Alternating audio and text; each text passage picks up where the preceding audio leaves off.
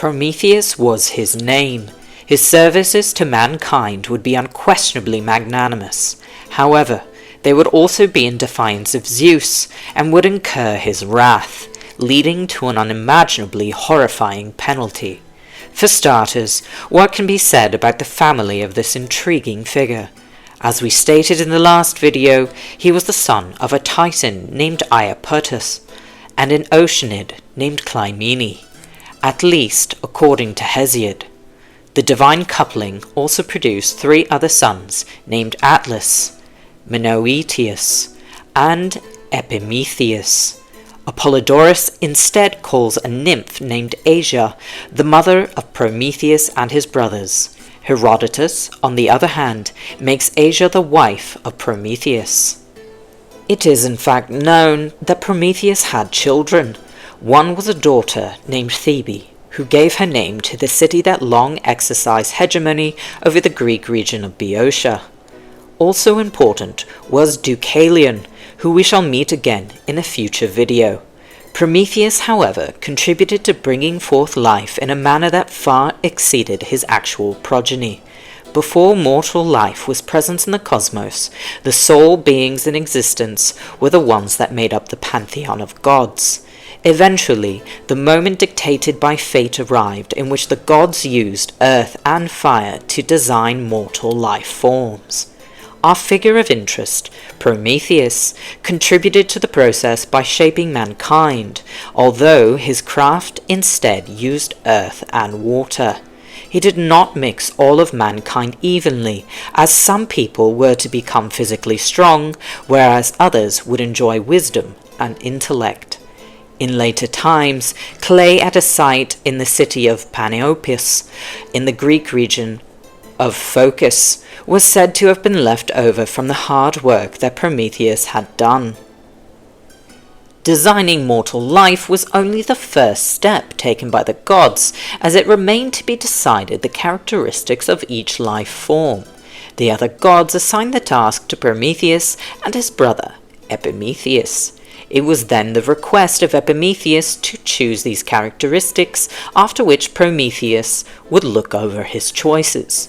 With Prometheus agreeing to such roles, Epimetheus immediately proceeded to do as was expected of him. There were creatures that he made physically strong, albeit slow runners. Others he decided to be the exact opposite, so that they had the ability to swiftly move around as they pleased, although they would be weak if faced with combat. Epimetheus gave natural weapons to a few creatures, but he gave each kind some means of survival. For some, this may have been wings, whereas for others it may have been a burrow to escape into, or even simply a large size that deterred attack. Epimetheus also equipped life forms for their environments, given the seasons which the gods had imposed and the fact that they would need to withstand both freezing winters and hot summers.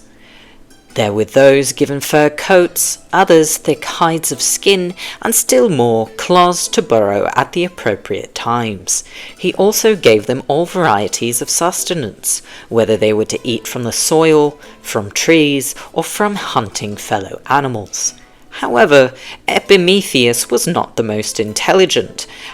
Having allotted all available characteristics of life to animals, he lacked any to give to mankind. Prometheus arrived to inspect the work of Epimetheus as he had promised, only to find his brother in a state of confusion over what to do about this final mortal being. Thus, from then on, Prometheus went out of his way to look after his creation. One tradition recounted by the Second Vatican Mythographer states that Prometheus found various aspects of certain animals to give to mankind, including the boldness of a lion, the caution of a rabbit, the judgment of a fox, and so on. Other innovations were attributed to Prometheus. He was given credit for advances in medicine, prophecy, astrology, interpreting dreams, and sacrificing to the gods. One tradition, mentioned by Natalis also claims that he invented augury, or using omens such as birds to predict the future. However, the same mythographer relates that a variant tradition exists, stating that it was actually King Carus, the eponymous founder of Caria in modern Turkey. The clever nature of Prometheus would catch up to him, as his initial positive relationship with Zeus would simply not last. Prometheus continued to stand up for mankind wherever he could. When a dispute over sacrifices arose between gods and mortals, he devised a plan for the outcome to favor the beings he had created. In preparation for a feast, Prometheus butchered a large ox and then utilized his cunning nature. He first separated the appetizing portions, namely the flesh and fat, and he concealed them in a bland-looking hide. Next, Prometheus gathered the bones and rubbed them with a layer of fat, just thick enough to make the portion appear delicious. When he presented the two plates to Zeus, the king of the gods humorously indicated suspicion, for there is nothing in the cosmos which escapes him. Prometheus merely grinned and politely told Zeus, after addressing him as more glorious than any of the other gods, to choose the plate which he preferred. Zeus made the obvious choice, which meant that mortals only thereafter had to sacrifice the bones of their meals on the altars. However, this only caused a further deterioration in their relationship, as Zeus was infuriated beyond comprehension. In those times, mankind did not know how to use fire, and it was only from the gods that they could obtain any. After the recent behavior of their creator, the enraged Zeus denied them further access to fire. The ancient authors agreed that Prometheus then stole it for their sake, although there is some disagreement on the method. Plato, for example, reports that Prometheus stole it by sneaking onto Mount Olympus itself. A different tradition reported in the greatest detail by Fulgentius was as follows. When Prometheus designed mankind, they initially lacked souls and emotions. Athena, however, admired his efforts, and she offered to guide him up to heaven in order to take anything that might allow him to perfect his creation. While he was there, Prometheus used a fennel stalk to snatch some fire from the chariot of Helios. He then gave mankind both physical fire and the metaphoric fire in their souls. A dark day soon came. Two little-known deities named Kratos and Bia had accompanied Hephaestus to Scythia at the ends of the earth, and they had brought Prometheus with them. Kratos grimly reminded Hephaestus of his duty, which was to chain Prometheus to the cliff they had reached for the crime of stealing fire. It was essential, he told him, to uphold the cosmic kingship Zeus had still only recently won. Hephaestus lamented how he was being forced to punish a family member of his, and yet he admitted that disregarding the will of Zeus would only be putting himself too at risk. He then remarked that Prometheus would not be seeing any human beings for a very long time. Hearing these words, Kratos chastised Hephaestus for his sympathetic hesitation, and told him that Prometheus was an enemy of all the gods, and that he, especially as the god of blacksmithery, had all the more reason to hate one who would steal fire. Again, Hephaestus invoked familial ties. Kratos conceded that family mattered, but he reminded Hephaestus that it was his own father who had given this command, and that delaying the act would not stop it.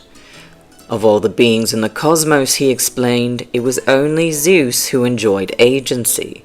It was then Hephaestus who admitted rhetorical defeat, and so Kratos firmly ordered Hephaestus to follow through with the will of Zeus. As Hephaestus began to nail Prometheus to the cliff, Kratos urged him to spare no effort, as Prometheus was crafty and would certainly search for a means of escape. Hephaestus again began to express reluctance, and Kratos again scolded him. still maintaining that Prometheus was an enemy of none other than Zeus. After declaring that he was merely witnessing a just penalty, Kratos told Hephaestus to tie a harness around the ribs of Prometheus. Hephaestus complained about his tone, to which Kratos scoffed.